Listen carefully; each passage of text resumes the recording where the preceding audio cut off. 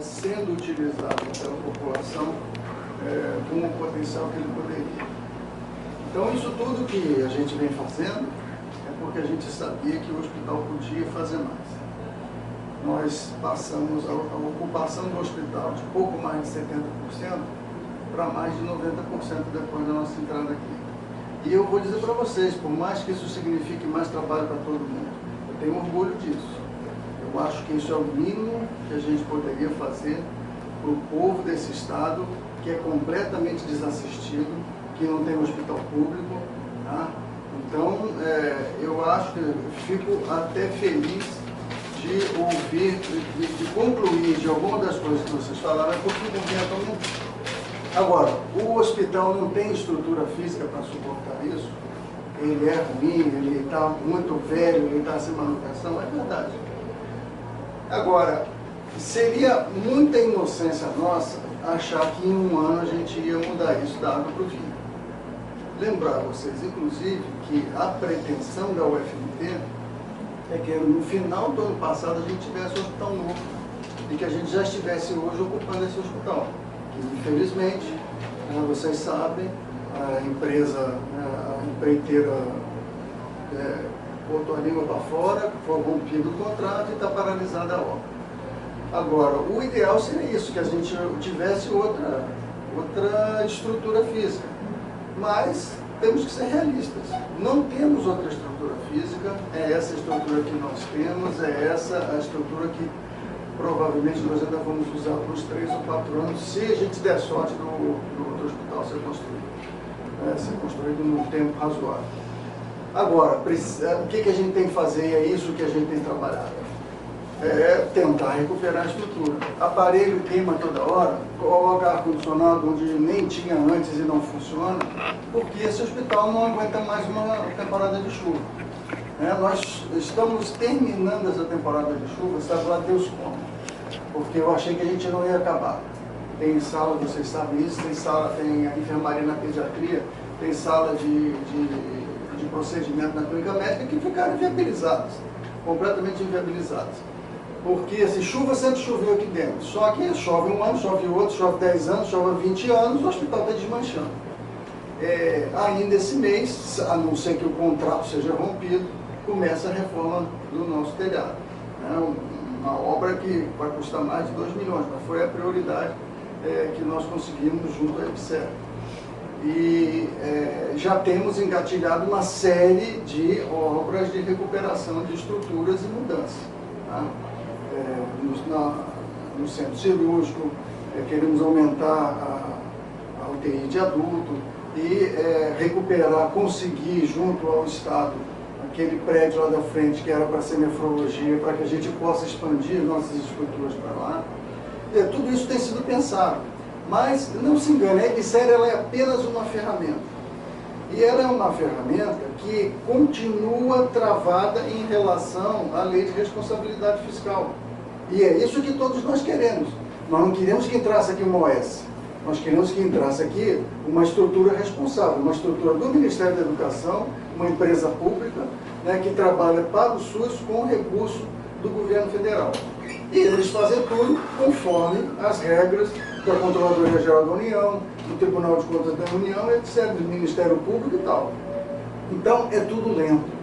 Infelizmente, nós mesmo aqui já brigamos algumas vezes em reuniões da nossa administração, entre nós, por conta da ansiedade e desespero de poder recuperar estruturas que a gente não consegue.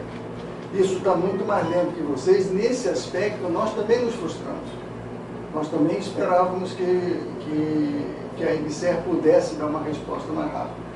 Infelizmente, isso não aconteceu na velocidade que a gente gostaria. Agora, temos recebido apoio da EBSER em relação a consultorias, a treinamento de pessoal, e alguma coisa foi feita. Esse recurso do telhado, ele vem disso. O material da oftalmologia, que foi comprado mais de 3 milhões de reais com aparelhos sofisticados, foi um recurso da EBSER. Chegou para o centro cirúrgico agora uma coleção de novos aparelhos de videocirurgia para várias especialidades, que também custa mais de 3 milhões, ou seja, houve recurso, houve melhora. Tá? Algumas coisas que são muito importantes para a gente, infelizmente a gente não conseguiu com essa agilidade que a gente gostaria. Em relação a pessoal, né? Olha, tem certas coisas que a gente, lógico, você está na estrutura central, fica muito complicado de saber o que está acontecendo a cada nível local, e essas coisas têm que ser levadas às chefias imediatas, né?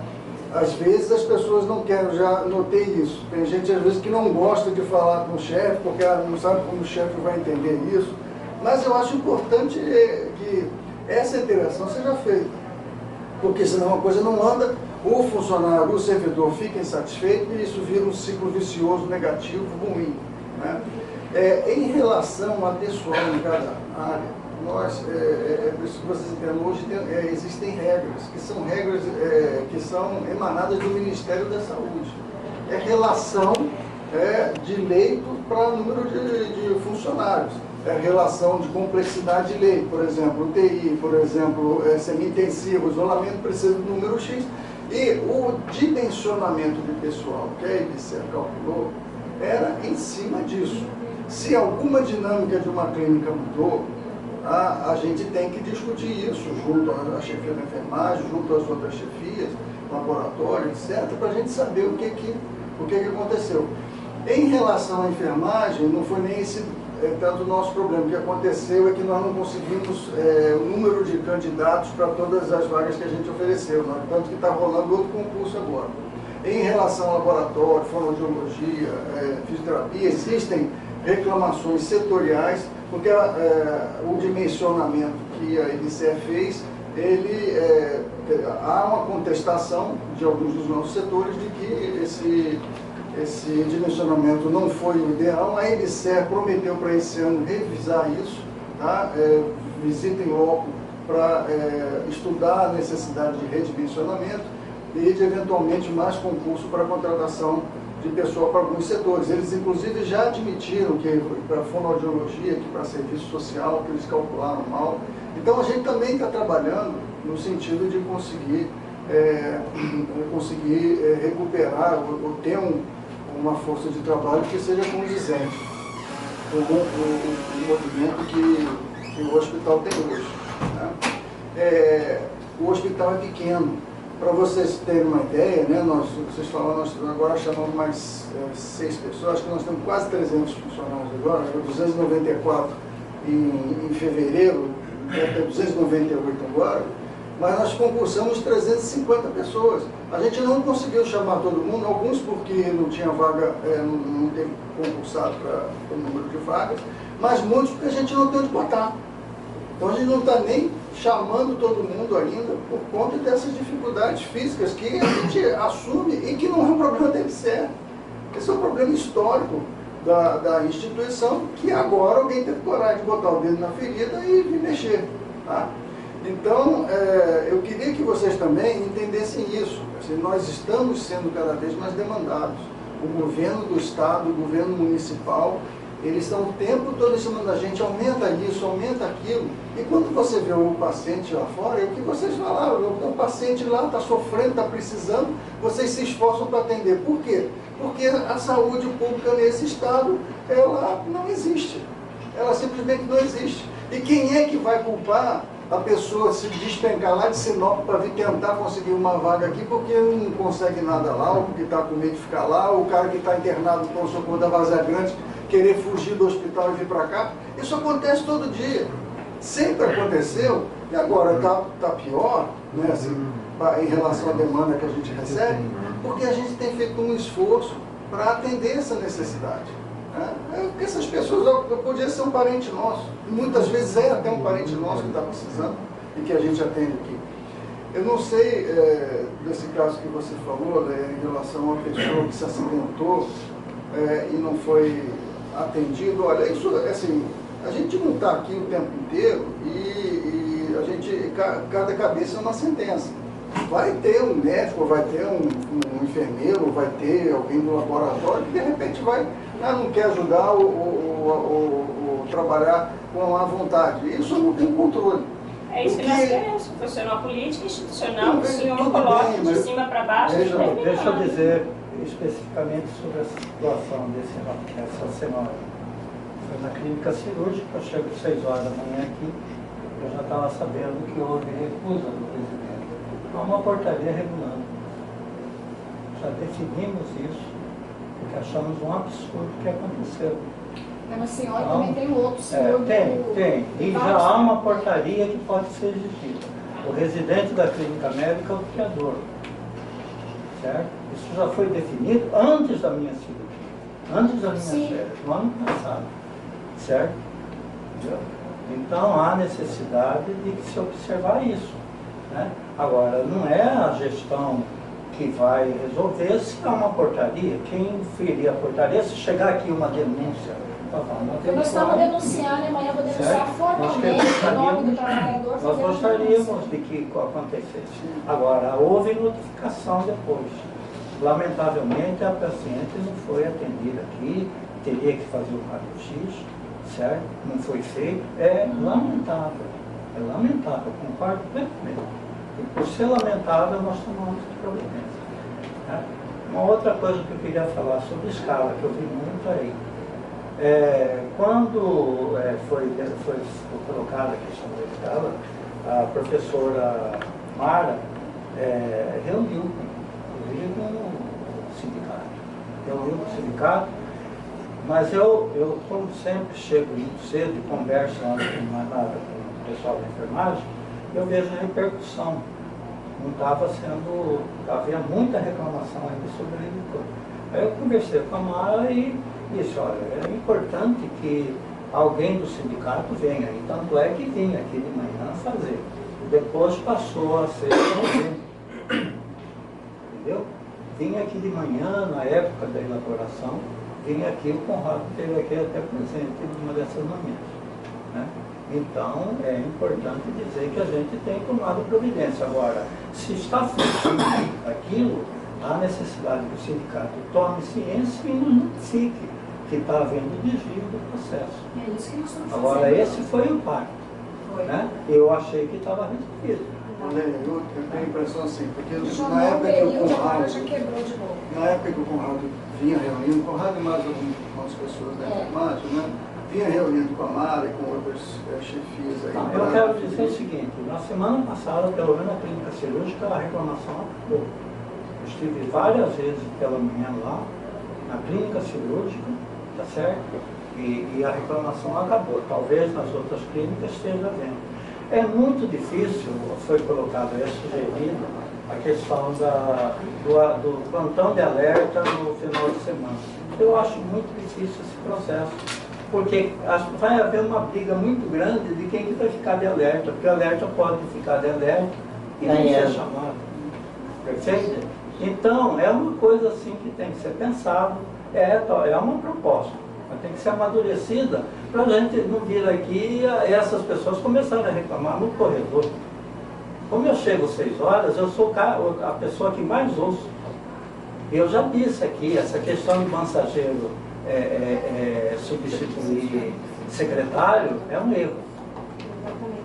Uma coisa é uma coisa, outra coisa é outra coisa. Mas quando eu falei... Então eu acho que é fundamental que a administração se atente para esse processo. Está havendo descobertura do secretariado das clínicas, o que eu acho importantíssimo, porque eu vivencio lá muito, certo? No centro cirúrgico também. Muito embora no passado acontecia desaparecimento de peças, não encaminhamento de peças. Comigo mesmo, em cirurgia de urgência, que é a única que eu faço, várias vezes as minhas peças não eram encaminhadas. Isso já acontecia no passado. Eu queria dizer uma coisa, a IBSER não mudou nada. Deixa eu citar um exemplo. Na área de pessoal, eu vi muita reclamação. O que nós tínhamos aqui antes da IBSER com relação a servidor? Nós tínhamos o RJU, e ninguém esquece que tinha uma coisa lamentável chamada Secretaria Municipal de Saúde. E recebia R$1.000, e se descontasse era menos que o salário de hoje, talvez. é meio defasado, porque eu não sei qual é o salário exato. Deve ser 780, certo? Bom, a IBCER, quando entrou, em maio, nós já estávamos fazendo um concurso. Era 300 vagas, 350 vagas. Isso tinha um tempo de maturação. Né? O concurso teve um tempo de maturação, de correção, da seleção. E em setembro, contratamos o primeiro grupo, foram 33. Certo? Era para ter sido mais, mas lamentavelmente foram 33. E depois seguiram até outubro, quase novembro. O primeiro grupo e depois agora rechamado. Ora, esse pessoal foi contratado com uma segurança total que não havia na Secretaria Municipal de Saúde, não com o salário absurdo que se fazia, que se pratica, tanto é que se diz aí que o CLT ganha mais que o RJU. Né? Se a gente fizer a média de quem está aqui, tem a RJU ganhando mais que o professor doutor em adjunto, tem muita gente aí ganhando muito mais. Por quê? Eu disse até na televisão. Porque vocês foram muito competentes nos movimentos que vocês fizeram em relação à reivindicação do salarial e as reivindicações de conquista. O professor foi totalmente incompetente. Hoje um professor de início de carreira, auxiliar de ensino, com título de especialista, ganha menos que um médico residente. A bolsa do médico. Veja vocês o absurdo que chegou à classe professor e, lamentavelmente, muito por autodestruição. Como a área médica também, com esse salário absurdo que está recebendo, e aí se empenca de emprego, e aí não consegue cumprir os e quando uma empresa séria vem e diz assim, tem que cumprir, todo mundo arrepia. Agora, contrato é contrato. Ou você cumpre ou você não cumpre e vai embora. Certo? Estamos aí no enfrentamento muito grande. Certo? Então, é importante dizer que esse salário, CLT, é 5, 6, 7 vezes a SMS. São mais quantos funcionários técnicos contratados? Com 24 horas, 36 horas, 40 horas, dependendo da categoria, e que estão aí à disposição, cumprindo o contrato de acordo com a legislação da CLT. Antigamente, coitadinho, recebe 1.000, então vai trabalhar só mês de setembro. Quantos focos a gente tinha aqui? Ou às vezes nem isso. Não, está pagando menos, vai trabalhar menos. Não é por aqui. Né? A gente tem que receber aquilo que o contrato paga e lutar pelo salário que a gente merece. E não dizer, não, vou trabalhar menos, mas você vai me pagar mais, mas eu vou trabalhar menos porque o salário é pequeno. Isso aconteceu com o médico e a gente pouco.